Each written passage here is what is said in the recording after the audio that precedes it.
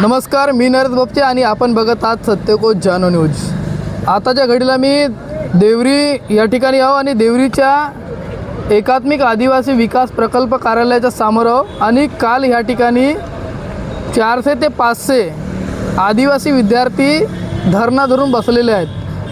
काही दिवसा अगोदरच शासनाने एक परिपत्रक पारित केलेलं आहे। त्या परिपत्रकामध्ये ज्या बाबी उल्लेख केलेला आहे त्याच्या विरोधामध्ये या ठिकाणी धरणे धरले आहेत आणि नारेबाजी सुद्धा करत। इकडल्या बाजूला मुली बसलेल्या आहेत आणि इकडे मुले नेमके कार्यालयाच्या गेटच्या समोरच या ठिकाणी विद्यार्थी बसलेले आहेत आणि या बाजूला सुद्धा विद्यार्थी बसलेले आहेत। आमच्या माहितीनुसार कालपासून या ठिकाणी ते बसलेले आहेत। नेमक्या त्या शासनाच्या परिपत्रकामध्ये काय लिहिलेलं आहे आणि नेमक्या कोणत्या बाबीचे ते या ठिकाणी विरोध करत आहेत ते बघूया। आपल्यासोबत आहेत राहुल येल्ले। काय म्हणाल, केव्हापासून या ठिकाणी बसलेले आहात? परिचयसोबत। माझं नाव राहुल येल्ले, आदिवासी विद्यार्थी संघटन जिल्हाध्यक्ष गोंदिया। मी आणि आदिवासी वसतिगृह जे प्रकल्प कार्यालय आदिवासी विकास प्रकल्प कार्यालय देवरी अंतर्गत चालतात संपूर्ण जिल्ह्यामध्ये, तर त्या संपूर्ण जिल्ह्याचे जेवढेही वसतिगृह आहेत त्या सर्व वसतिगृहांचे विद्यार्थी आज या ठिकाणी बसलेले आहेत। तर आम्ही कालच्या 11 वाजेपासून या ठिकाणी बसलेलो आहोत। अच्छा, नेमका त्या GR मध्ये असं काय उल्लेखित केलेलं आहे ज्या गोष्टीचा आपण विरोध करत आहात? 5 ऑगस्ट 2026चा जो GR आदिवासी मंत्र्यांनी जो आदिवासी समाजासाठी काढलेला आहे, तर त्यामध्ये अशा 23 ते 30 तरतुदी आहेत।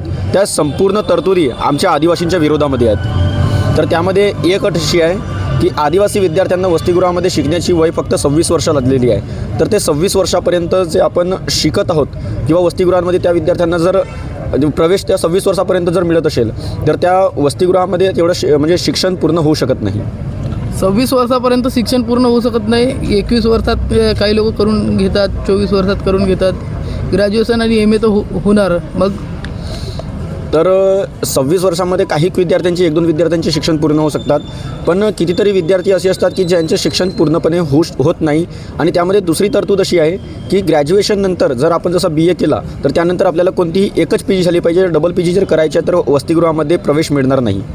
त्याच्यामध्ये एक डिग्री झाल्यानंतर दुसरी डिग्री बाहेरून घ्यावी लागेल, वसतिगृहाचा लाभ त्याला मिळणार नाही। वसतिगृहाचा लाभ त्याला मिळणार नाही। अजून काय काय आहे उल्लेखित?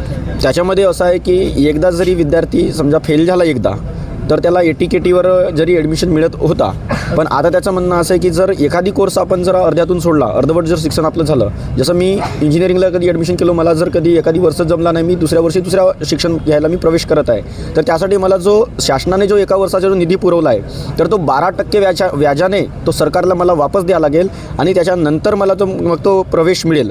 हा म्हणजे आमच्या आदिवासी विद्यार्थ्यांसाठी खूप मोठा अन्याय आहे। तर समजा एखादा व्यक्ती इंजिनिअरचा कोर्स करत असेल, एखादा विद्यार्थी, आणि त्याने 1-2 वर्षात सोडला तर त्याला पैसे परत करावे लागेल, तेव्हा नव्याने त्याला हॉस्टेलमध्ये ॲडमिशन मिळेल असं बोलणं आहे ना आपला? हो, जोपर्यंत तो विद्यार्थी 12% व्याजाने शासनाला ते पैसे परत करणार नाही तोपर्यंत त्याला दुसऱ्या शिक्षणामध्ये प्रवेश मिळणार नाही। 12% व्याज आहे, तर मुद्दल किती आहेत? मुद्दल जेमतेम 60 ते 70 हजार आहेत। म्हणजे जवळपास 80 ते 90 हजार रुपये भरणे आहे। जवळपास ते 1 लाखापर्यंत म्हणजे पूर्ण पैसे आपल्याला भरावे लागतील, त्यानुसारच आपल्याला म्हणजे प्रवेश दुसऱ्या कोर्समध्ये मिळेल। अजून काय काय बाबी आहेत यामध्ये? एक आमची दुसरी माग अशी आहे की नुकत्याच या आदिवासी आमच्या क्षेत्रामध्ये आमच्या गोंदिया जिल्ह्यालाच लागून एक गडचिरोली जिल्हा आहे आणि त्या गडचिरोली जिल्ह्यामध्ये अत्यंत एक दुर्दैवी घटना घडलेली आहे। म्हणजेच 9 ऑगस्टच्या रात्री 10 ऑगस्टला रात्री 3 वाजे या गडचिरोली जिल्ह्यातील जपतलाई आश्रमशाळेमध्ये 6 मुलींना सर्पदंश झाला आणि त्यामध्ये 3 विद्यार्थ्यांचा मृत्यू झाला आणि त्या विद्यार्थिनी एक अतिशय म्हणजे गरीब घराण्यातील होती आणि त्यांची किंमत फक्त सरकारने त्यांच्या अनुदानमधून फक्त 1 लाख रुपये दिले आहेत। तर आमच्या आदिवासी विद्यार्थ्यांची इतकी किंमत म्हणजे फक्त 1 लाख रुपये का? ह्या आम्हाला शासनाला अशी कळकळीची विनंती आहे की आमचे विद्यार्थी जर वसतिगृहामध्ये येतात, तिकडं ग्रामीण डोंगराळ भागातून येतात, त्यांची किंमत तुम्ही फक्त 1 लाख रुपये लावता आणि एखादी जर आपल्याला किडनी जरी घ्यायची असेल तर 1 लाख रुपयामध्ये मिळत नाही आणि तुम्ही त्या मुलींची किंमत जर 1 लाख रुपये लावत असाल तर आमच्या आदिवासी मंत्र्यांना एकच म्हणणं आहे की तुम्ही आपल्या आदिवासी मंत्री पदाचा राजीनामा द्यावा।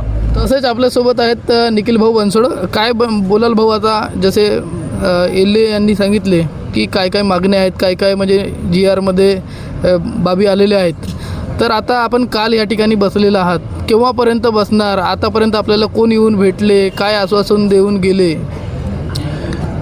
हे बघा, तुम्ही ज्याप्रमाणे विचारलात की कोण येऊन भेटलेत, तर अजूनपर्यंत आम्हाला कोणीही शासनाचा व्यक्ती येऊन भेटलेला नाही. फक्त PO सर येऊन भेटलेले आहेत आणि त्यांचं म्हणणं आहे की माझ्या लेवलच्या ज्या मागण्या आहेत त्या मी पूर्ण करतो आणि जर उच्च स्तरावर असतील तर त्या मागण्या मी पुढे आयुक्ताकडे पाठवतो. एक गोष्ट लक्षात घेण्याचं कारण म्हणजे की इथे आदिवासी विकास कार्यालय आहे, पण कदाचित मला असं वाटते का त्या विकासच्या जागी विनाश शब्द जर लावला तर तो बरा राहील. कारण या लोकांनी कधीच आदिवासीचा विकास केला नाही, तर आदिवासीचा नेहमी यांनी विनाश केला. 5 ऑगस्ट 2026ला जो विद्यार्थ्यांचा GR आला, हा विद्यार्थ्यांना तोंड दाबून मुक्यांचा मारा आहे. मग पूर्ण महाराष्ट्रामध्ये हा आंदोलन पेटला. मग सरकारने काय केला, रडत्याचे आसू पुसण्याचं काम केलं यांनी आणि मग सुधारित GR आला 2014 आपला 14 तारखेचा त्याच्यामध्ये. तर ह्या सगळ्या गोष्टींचा जर आपण विचार केला तर आमची एक प्रमुख मागणी आहे की हा GR संपूर्णतः रद्द करणे. त्याच्यानंतर ज्या गडचिरोलीच्या जप्तलाईच्या आश्रमशाळेमध्ये ज्या 3 मुली मृत्युमुखी पडल्या, त्यांच्या कुटुंबांना शासनाने जशी 1-1 लाख रुपयाची मदत केली, त्यांना जवळपास 70 लाख ते 1 करोड रुपयाची त्यांना आर्थिक मदत करण्यात यावी. आणि आमच्या जशा स्थानिक म्हणजे गोंदिया जिल्ह्याच्या ज्या वसतिगृहाच्या मागण्या आहेत, 1985ला गोंदिया जिल्ह्यामध्ये वसतिगृह सुरू झाले. 1985 ते आज 2026 जवळपास 40-42 वर्ष झाले. अजूनही आमचे पोरं हे भाड्याच्या त्या किरायाच्या त्या इमारतीमध्ये राहत आहेत. स्वतःची अजूनही इमारत झालेली नाही. यावर्षी आम्ही मागे 2000 डिसेंबरला आम्ही जेव्हा जागा आवंटितसाठी जो मोर्चा काढला तेव्हा जागा आवंटित झाली, पण अजूनही त्याचा भूमिपूजन झाला नाही आणि अजूनही आमची स्वतःची इमारत उभी झाली नाही. इतके मोठे प्रश्न आहेत आमचे आणि आमचा आजचा ठाम निर्णय आहे की जोपर्यंत ह्या मागण्या पूर्ण होणार नाही तोपर्यंत हा आमचा आंदोलन बेमुदतपणे चालणार आहे. तसेच आपल्यासोबत आहेत मुन्ना कोसमे. काय म्हणाल, काय परिचय आपला, काय उद्देश आहे? आता जसे काही मागण्या आपल्या पूर्व वक्त्यांनी सांगितलेल्या आहे, अजून काही ह्या व्यतिरिक्त मागण्या आहेत? मी परिचय देताना सांगेन की मी गोंदिया जिल्हा विद्यार्थी संघटना ह्या विद्यार्थी संघटनेमध्ये सल्लागार म्हणून काम करत आहे. आतापर्यंत जो आपण इथं इथं प्रकल्प ऑफिसमध्ये आपण जो आंदोलनासाठी जे बसलेलो आहोत, याच्यामध्ये 2026मध्ये 5 ऑगस्ट 2026चा GR, त्याच्या अनुषंगाने जप्तलाई आश्रमशाळा आणि अमरावतीमध्ये झालेल्या वीज बाधा वरून आता गडचिरोली जिल्ह्यामध्ये आणखी एक सर्पदंश झाला आहे, त्या अनुषंगाने आपण बसलेलो होतो. पण त्या व्यतिरिक्त आणखी दुसऱ्या मागण्या म्हणजे DBT 2018मध्ये जो DBTचा शासन निर्णय आलेला आहे. पहा, महाराष्ट्रामध्ये समाज कल्याण विभाग आणि आदिवासी विभाग ह्या 2 यंत्रणा आहेत. आदिवासी विभागामध्ये आदिवासी विकासासाठी किंवा आदिवासी विद्यार्थ्यांसाठी वसतिगृह चालवले जातात आणि समाज कल्याण विभागाअंतर्गत जे SC आहेत, OBC आहेत, त्यांच्यासाठी वसतिगृह चालवले जाते. पण त्यांच्यामध्ये असं निदर्शनात आलेलं नाही की तुम्ही तालुक्यातली जी पाहाल, तालुका आणि जिल्हा, त्यांच्याकडे DBT लागू नाही आहे, त्यांच्याकडे मेस आहे. आणि आदिवासी डिपार्टमेंटमध्ये असं आहे की तुम्ही तालुक्यामध्ये मेस लागू ठेवता आणि जिल्ह्यामध्ये DBT चालू देता. याचा असा परिणाम होतो की विद्यार्थ्यांवर हा होणारा अन्याय आहे तो खूप मोठा आहे. आणि DBTमुळे जो विद्यार्थ्यांचा जो झालेला त्रास आहे किंवा ह्या समाजावर किंवा ह्या घटकावर अन्याय झालेला आहे, हा पुढेही असाच चालू राहणार आहे. त्यासाठीच आम्ही तो DBT बंद व्हावा, वरून ज्या वसतिगृहाच्या ज्वलंत समस्या होत्या इमारतीच्या, आता निखिलदादांनी तुम्हाला सांगितलंच, ह्या सर्व समस्या घेऊन आम्ही इथं आंदोलनाला बसलेलो आहोत. आता केव्हापर्यंत बसणार, काय आहे पुढची भूमिका काय?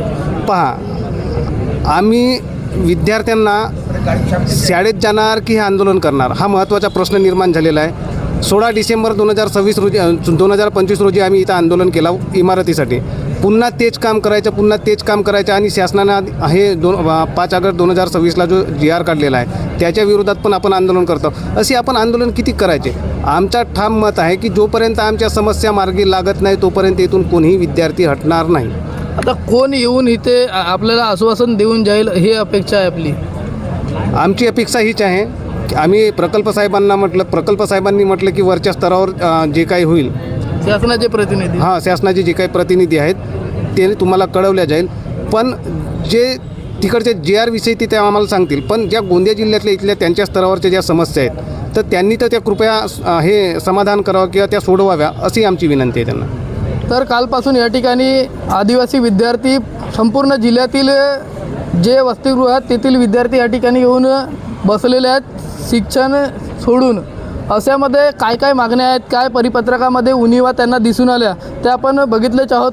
आता ज्या गोंदिया जिल्ह्याच्या स्तरावरील ज्या मागण्या यांच्या होत्या त्याविषयीसुद्धा हे बोललेले आहेत आणि त्या अनुषंगाने प्रकल्प अधिकारी यांची प्रतिक्रिया घेण्याचा आपण प्रयत्न केला, पण सध्या प्रकल्प अधिकारी या ठिकाणी उपस्थित नाही आहेत आणि या ठिकाणी जवळपास 450 ते 500 विद्यार्थी या ठिकाणी शासनाच्या परिपत्रक आणि गोंदिया जिल्ह्याच्या अनेक मागण्या, जशी घटना गडचिरोलीमध्ये घडलेली आहे, चिमुकल्या मुली सर्पदंशाने मृत्यू पावलेल्या आहेत, असे अनेक मागण्यासोबत ते या ठिकाणी बसलेले आहेत. आता नेमकं हे बघणं महत्त्वाचे राहील की ह्यांची मागणी पूर्ण होणार काय आणि ह्यांना येऊन कोण भेटणार, कोण ह्यांना आश्वासन देणार, कोण लेखी यांना परिपत्रक बदलणार म्हणून लेखी आश्वासन देणार आहे, हे बघणे मात्र महत्त्वाचे ठरणार आहे. केव्हापर्यंत हे आता या ठिकाणी बसणार आहेत. तर मिळूया पुढील बातमीमध्ये, तोपर्यंत नमस्कार.